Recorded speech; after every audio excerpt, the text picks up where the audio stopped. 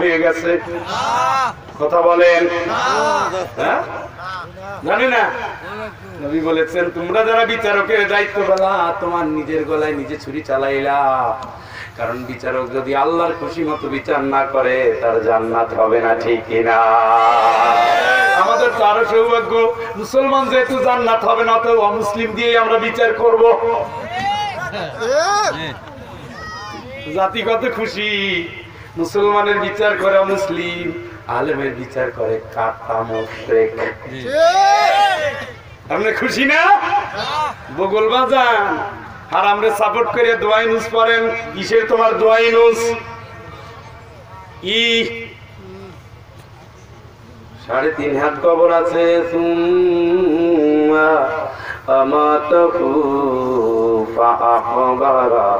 আল্লাহ বলে মরণ আছে, কবর কিন্তু রেডি আছে, ঠিক কিনা? আপনার বলা লাগবে না, মরে গেলে অটোমেটিক কবর হবে, হবে না? আজিমপুরে চলে যান। ঢাকায় আমি অনেক বছরের ছাত্র ছিলাম, 3টা সার্টিফিকেট আছে আমার ঢাকার। রাজশাহীর আছে একটা, বরিশালের আছে একটা, সিলেটের আছে একটা। এই সার্টিফিকেট গুলো অর্জন করতে গিয়ে আমি দেখেছি কত মানুষ লাওয়ারিস লাশ হিসাবে আজিমপুর কবরস্থানে ঢোকে। ওই লোকটা কোথায় বাড়ি, কোথায় ঘর, কে বাপ কে মা খবর নাই, কিন্তু ওই লোকটার কবর রেডি করে দিয়েছে, কোনো বাধা নাই, ঠিক কিনা? যাবা না, ঠ্যাং পেঁচাইয়ে জোর করে বান্ধা পাঠাবে। কবর তো নিশ্চয়ই আনন্দের জায়গা। কি যে যাচ্ছে টের পাচ্ছে। দূর ধরে বুড়া হয়ে গেছে, এখনো ছেলেকে বলে মাদ্রাজ নে মাদ্রাজ। কেন? তার চিন্তা হলো সে আরো কিছুদিন বাঁচবে, অথচ আমার আল্লাহ তার পুরা যৌবন কাল তারে সুস্থ রেখেছিল, মাথা নোয়ায় নাই। ক্ষমতার দাপটে কে আল্লাহর কথা বলে, ওই লোকটাকে এলাকা ছাড়া করার জন্য বজ্জাতটাই ছিল যথেষ্ট, ঠিক কিনা? কি অহংকার ওরে আল্লাহ। একবার গেলাম গাইবান্ধা, সাদুল্লাপুর। কোরআনের আইন নিয়ে সমাজে তখন অনেক গন্ডগোল, রাষ্ট্রধর্ম ইসলাম থাকবে কি থাকবে না, অনেক কথা গালাগালি চলাচলি হচ্ছে। মাদ্রাসায় জঙ্গি ভরে গেছে, আর্মিদের ভিতরে জঙ্গি আছে, মাদ্রাসা শিক্ষার্থীরা আর্মির ভিতরে আছে, অনেক খাপনি মেরে আছে, এরকমের লেখালেখি হচ্ছে। ওই সময় এক মসজিদে গেলাম, ইমাম সাহেব বলছে, ফয়জুল ভাই আজকে আপনি একটু আলোচনা করেন। আলোচনা শেষ করলাম মাত্র 20-22 মিনিট। নামাজ শেষ করার পরে একজন নেতা দেখি কয়েকজন কর্মী নিয়ে আসছে, আমারে মারবে। আমি বললাম, স্যার আপনি তো স্কুলের মাস্টার, আমি কিন্তু বিশ্ববিদ্যালয়ে পড়াই, আপনার চেয়ে কম লেখাপড়া আমি করি না, আপনি থামেন। কি হয়েছে, আপনি কি ছিলেন মসজিদে? আমি ছিলাম না, আমার পোলাপান ছিল। বলছে যে এই লোকটা নামাজ মসজিদে পড়ে না, আবার ইসলামের জন্য দরদ দেখায় কেমনে, ঠিক না?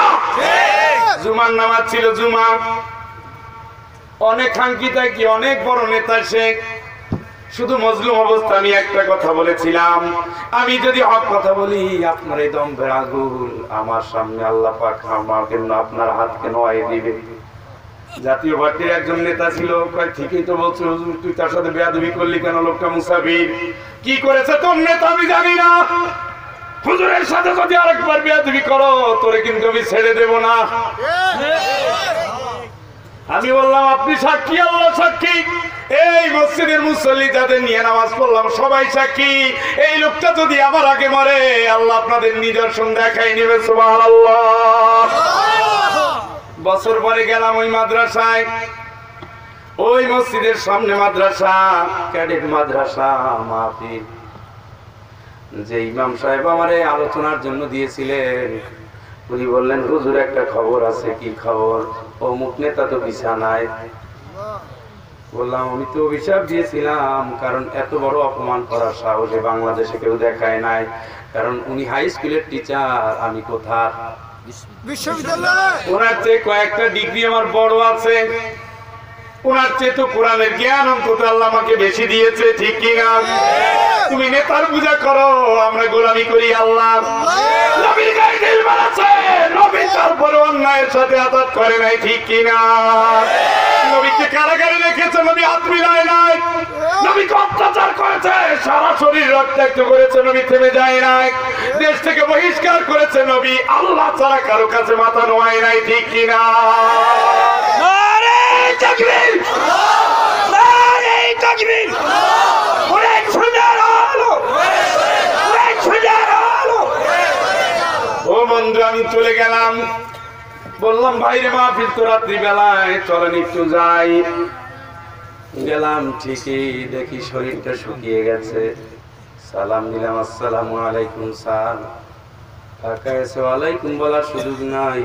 বললাম স্যার, আমি কিন্তু ওই লোক দেখতে আসছি। সব মানুষের মুসল্লিদের সাক্ষী রেখে মুসাফির আমি জুমার দিনে আল্লাহর কাছে শাহাদাত আঙ্গুল তুলেছিলাম। আল্লাহ দোয়া কবুল করেছে। 1 বছর যাওয়ার আগে আপনি বিছানায় পড়ে গেছেন। সুবহানাল্লাহ। বউটা পাশে এসে দাঁড়িয়েছে। আমি বললাম আপনার স্বামী একটা কাট্টা বেঈমান। একদিন মুসাফির আমি হক কথা বলার কারণে মানে নাই, আমাকে মারার জন্য এসেছে। আহারে শিক্ষক উনি, আমিও শিক্ষক, কোরআনের কথা বলার জন্য এসেছি। হক কথা মানতে পারলো না, ওনাকে আমি অভিশাপ দিয়েছিলাম। ওই লোকটা বিছানায় পড়ে গেছে। আপনার স্বামীকে বললেন একজন আলেম এনে যেন তওবা পড়ায়। বলার উদ্দেশ্য ছিল অন্তত সে আমার কাছে মাপ চাও, কিন্তু দেখলাম তাও চায় নাই। তারপরে মাহফিলে সে ঘোষণা দিলাম, জাতির মানুষেরা তোমরা সাক্ষী ছিলা। 1 বছর আগে এই লোক আমারে অপমান করেছিল। নবীর সাথে বেয়াদবি করার কারণে আবু লাহাব মাটি পায় নাই, দুনিয়া থেকে নিকৃষ্ট বিদায় নিয়েছে, ঠিক কিনা? এই আবু লাহাবের উত্তরসূরিরাও দুনিয়া থেকে বিদায় নিবে। আল্লাহর কসমের কোনো ব্যতিক্রম হবে না, ঠিক কিনা?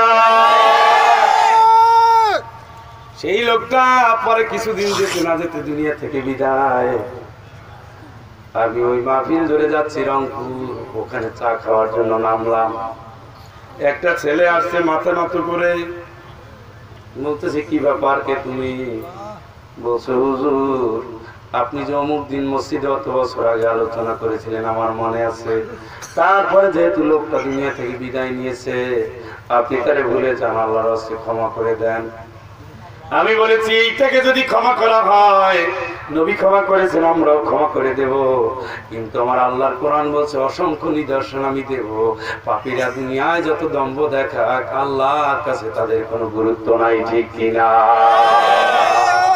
কবরে আছে সোনার চান, টের পায় এখন কোন আব্বাই তারে বাঁচাবে বুঝতে পারতেছে, ঠিক কিনা?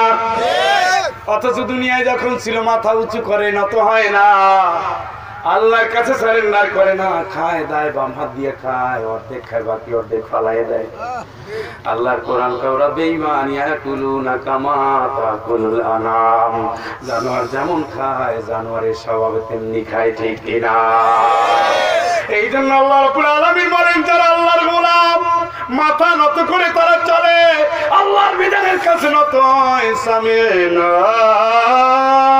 পড়েন সবাই, সামিনা ওয়া আতানা গুফরানাকা রব্বানা ওয়া ইলাইকাল মাসির। আল্লাহু আকবার। ওরে ভাই, এই দোয়া নবী পড়তেন। ও আল্লাহ, শুনলাম মানলাম, ভুল হয়েছে, দেরি হয়েছে, অন্যায় হয়েছে, ক্ষমা করে দিও। সুবহানাল্লাহ। দুনিয়ার প্রেসিডেন্ট হন, এমপি হন, চেয়ারম্যান হন, মেম্বার হন, ক্ষমতাশীল হন, আল্লাহর আইনের সাথে বিরোধিতা করেন না।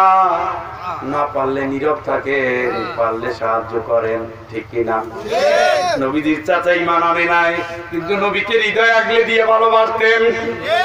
যতদিন চাচাদান বেঁচে ছিলেন, কাফেররা একের পর এক ফর্মুলা নিয়ে এসেছে।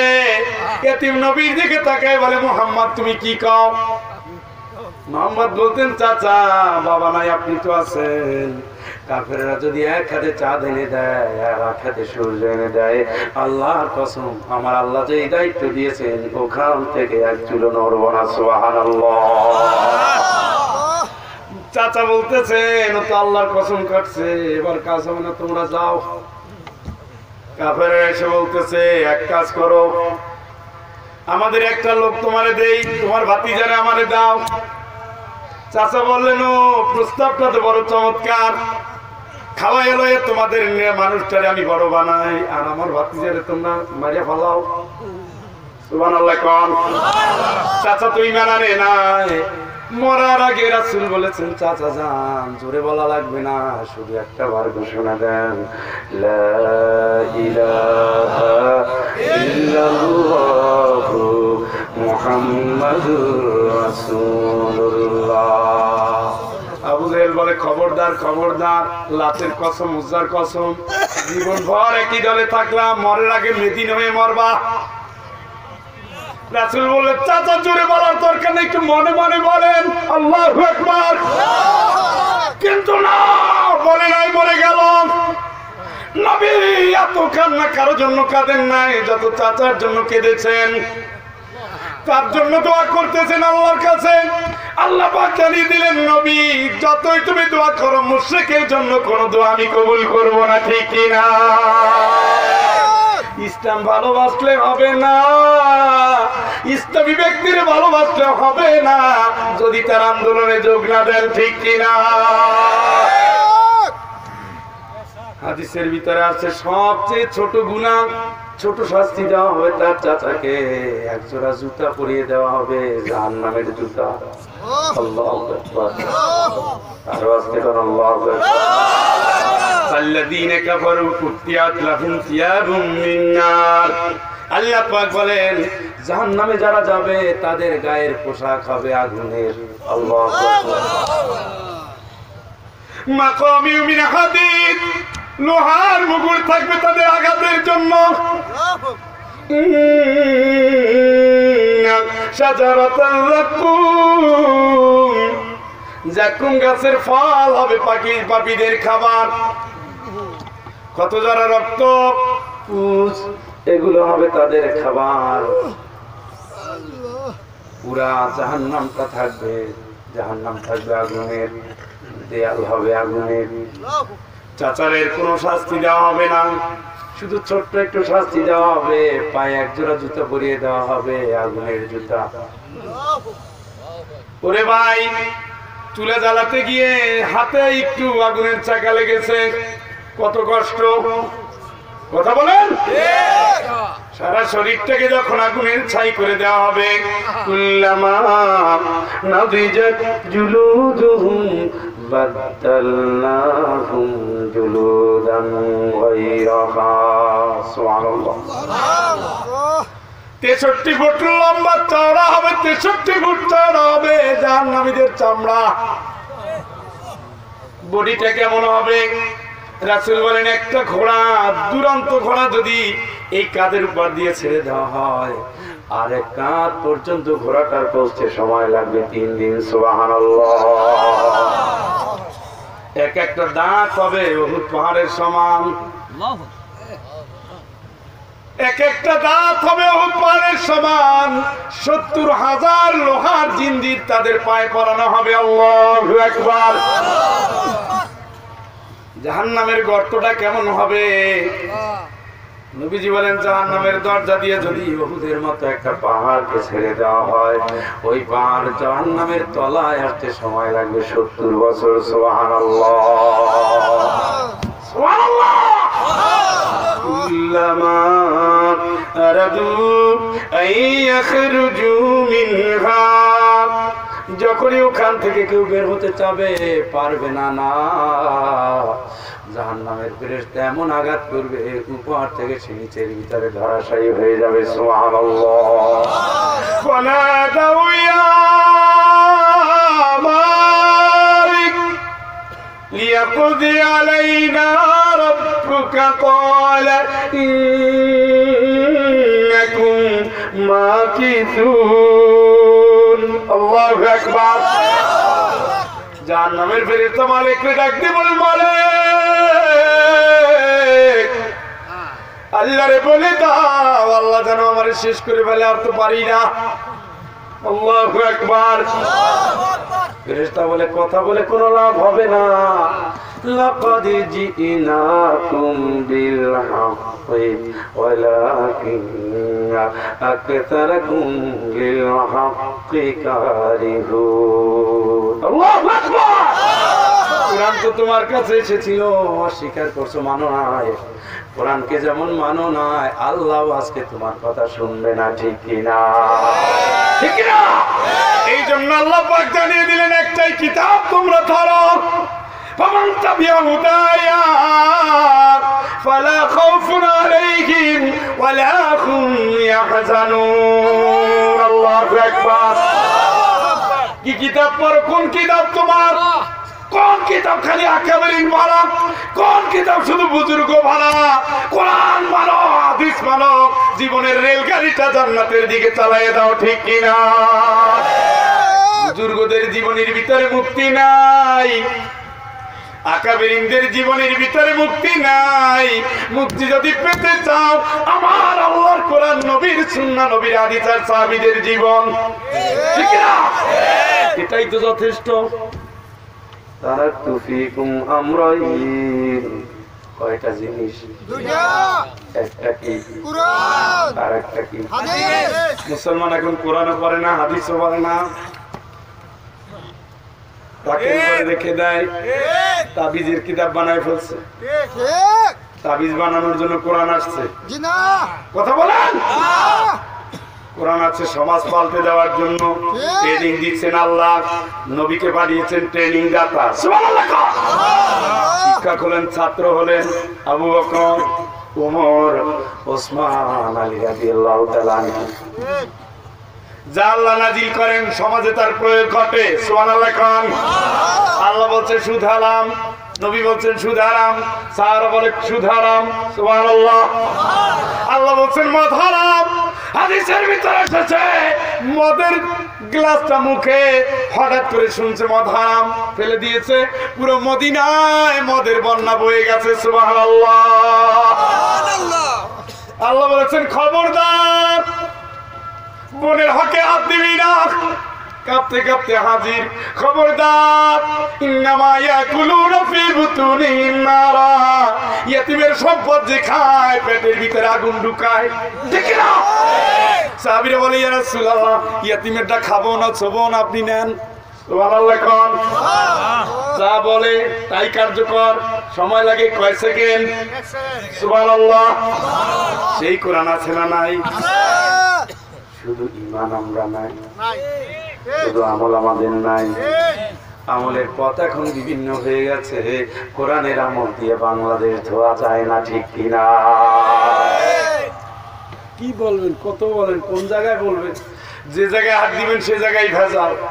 রাষ্ট্রকে যদি বলা হয়, কোরআনের কথা স্মরণ করিয়ে দেওয়া হয়, আল্লাযীনা মাক্কান্নাহুম ফিল আরদি আকামুস সালাহ ওয়া আতাউয যাকাত ওয়া আমারু বিল মারুফ ওয়া নাহাউ আনিল মুনকার।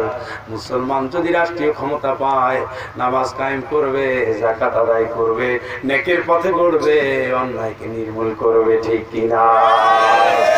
অন্তত এইটা তো আছে এই দেশে। কি কোরআন দিয়ে রাষ্ট্র চলছে? অন্তত বিচার তো চলে কি? আপনার তো মহা খুশি, আমি যারা ভোট দিয়েছিলাম সে কাজের মতো কাজ করতেছে। জান্নাত শ্বশুর বাড়ি না দোস্ত। খালি মরিয়া দেখেন কি শান্তি লাগে। মরার আগে মরার চিন্তাগুলো করেন, কয়টা প্রশ্ন কবরে? ঘুমিয়ে গেছেন নাকি? আর বিধান মানবো, মানতেছি তো। বউরে বোরখা পরাও, হিজাব দাও, কারণ আর বিয়ের সময় তো সবাই একটা করে বোরখা কিনে দিলেন। 18 বছর মেয়ের স্যাম্পল নিয়ে যায় স্কুলে, আর দাদার হাতে তসবিহ। ফেলে দেবো তো তসবিহ, ফেলে দাও। পর্দা ফরজ, তসবিহ নফল। নবীজির জিন্দেগিতে তসবিহ ছিল না, হাত গুনে গুনে ইবাদত করতেন। সুবহানাল্লাহ। বেশি বুজুর্গ হয়ে গেছো তুমি, পর্দাকে ফালাইয়া দিয়া স্যাম্পল বানাইয়া দর্শনের সমাজ করার জন্য তোমার মতো বেনামাজি নামাজি যথেষ্ট, ঠিক কিনা? কি বড় বুজুর্গ, মাথায় টুপি দিয়েছে, এদিকে আবার দাড়ি নাই। আবার হাতে তসবিহ আছে। কত কাহিনী চলতেছে এই দেশে। আল্লাহ কয় নবী ওরা হিসাবের এই বাইরে। সুবহানাল্লাহ কোন ওয়াদারিল্লাযিনা তাখাযু দীনাহুম লাহওয়ান ওয়া লাইবা। ইসলামটা যারা তামাশায় পরিণত করেছে, খেলনায় পরিণত করেছে, ওদেরকে নিয়ে তুমি মোটেও চিন্তা করো না, ওরা হিসাবের বাইরে, ওদের ছেড়ে দাও। কে বলছে? কে বলছে? মহিলা একবার মাথায় কাপড় দেয়, কতক্ষণ পর খোলে, কি ব্যাকুব, মাথায় একটু সিফটি বিল লাগা। এত পরে কামনে মাথা থেকে জর্জেট মাথায় দিতে কে বলছে আহম্মক? কতক্ষণ পর পর খোলে, পাশে যে লোকটা বসে আছে হাত নাড়াচাড়া করায়, তার চোখ যায়, দেখা যে মহিলা কত সুন্দর লিপস্টিক মেরে আসছে। আমার বউ তো এত সুন্দর লিপস্টিক নাই। কি রূপ আসছে না? তুমি যদি বোরখা পরো তাইলে আবার কপালে টিপকানো। কথা বলেন, তোমার উদ্দেশ্য কি? তোমার উদ্দেশ্য কি? সন্তান ছেলের সাথে ঘুমানোর সময় মা সন্তানের 7 বছর যদি হয়, ছেলের একই বিছানায় ঘুমানো হারাম। 7 বছর সন্তান যদি ছেলে সন্তানের বয়স হয়, ওই বিছানায় মায়ের সাথে ছেলে ঘুমাতে পারবে না। কথা বুঝে যায়? যদি তোমার দেহটা এত সুরক্ষিত আল্লাহ করতে চান, সেই দেহটা 10 জায়গায় দেখানোর জন্য এত পাগল হয়েছে কেন? তোমার উদ্দেশ্য কি?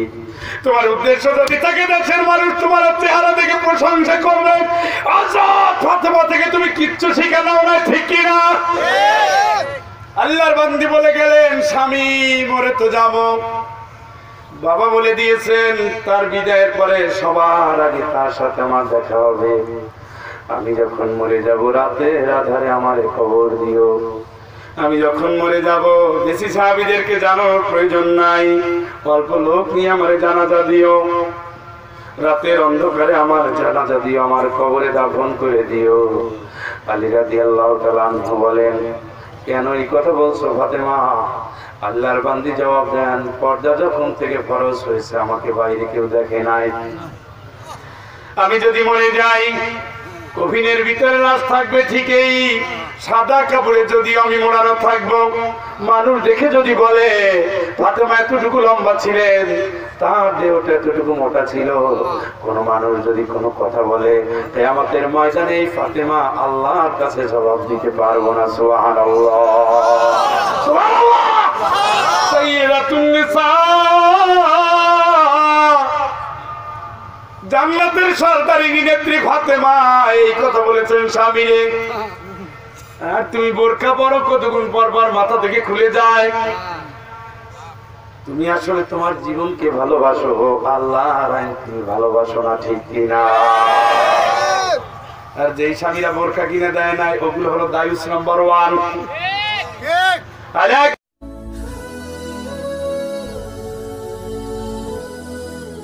আলাউদ্দিন আইএমসি মিডিয়া, কুরআন হাদিসের কথা বলে।